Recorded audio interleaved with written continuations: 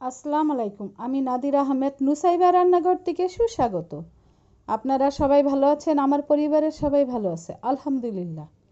আজকে আপনাদের মাঝে আরও একটা রেসিপি নিয়ে হাজির হলাম, সেটা হলো অন্থন। আমার বাচ্চারা বলে, আম্মু স্যুপ বানালে অন্থন না বানালে মজা লাগে না, আগে অন্থন বানাও তারপরে স্যুপ খাবো, এই কথা বলে। তাই আমি আপনাদের মাঝেও এই রেসিপিটা নিয়ে হাজির হলাম। এটা করতে আমার যা যা লাগছে: 1 কাপ চিংড়ি মাছ, 1 কাপ গাজর কুচি, 1 টেবিল চামচ আদা, 1 টেবিল চামচ সয়া সস, আর কয়েকটা কাঁচামরিচ কুচি ঝাল হওয়ার জন্য।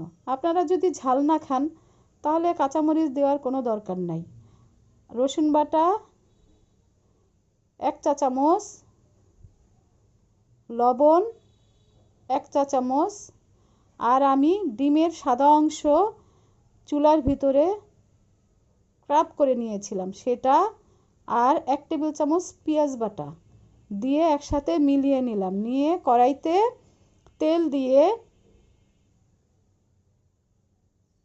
ভাজা ভাজা করতেছি। কিছুক্ষণ পরে 2 টেবিল চামচ সস দিয়ে দিলাম।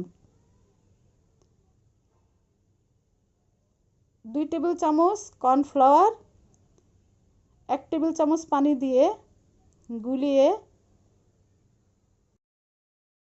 পুরের ভিতরে দিয়ে নেড়ে চেড়ে পুরটাকে নামিয়ে সাইডে রেখে আরেকটা বাটি নিয়ে সেটার ভিতরে 2 কাপ আটা নিয়ে নিলাম, 1 চা চামচ লবণ, আর 2 টেবিল চামচ কর্নফ্লাওয়ার,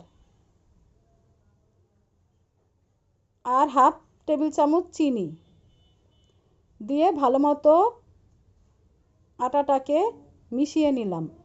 এবার একটা ডিম নিয়ে ফেটিয়ে আটার ভিতরে ঢেলে দেব, দিয়ে আটাটাকে ভালো মতো ডিমটাকে মিশিয়ে নিব। ডিম মেশানো হয়ে গেলে এবার 1 কাপ পানি নিয়ে নিয়েছি, অল্প অল্প করে খামিরের ভিতরে দিব আর আস্তে আস্তে করে মাখতে থাকব। এভাবে করে আমি খামিরটাকে সুন্দর করে মেখে নিলাম। এই দেখুন আমার খামিরটা কি সুন্দর সফট হয়েছে। খামিরটা এমন হতে হবে। এবার একটা চপিং বোর্ডে একটা রুটির মতো বানিয়ে নিব। রুটিটাকে আমরা ইচ্ছে করলে বড়ও করে নিতে পারি। এই দেখুন